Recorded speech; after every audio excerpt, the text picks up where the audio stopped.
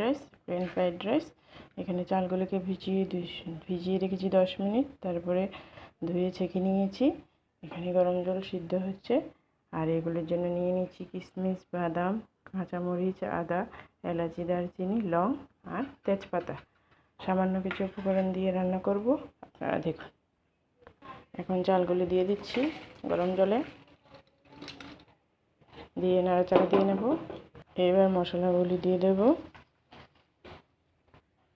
দিয়ে দিচ্ছি লবণ।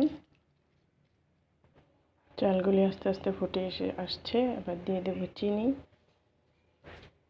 আমি 1 কেজি চাল নিয়েছিলাম, তাই 100 পরিমাণ ঘি নিয়েছি। এখানে ঘিটা দিয়ে দেব। এখন ঘিটাকে দিয়ে ভালো করে নাড়াচাড়া দিয়ে দিচ্ছি।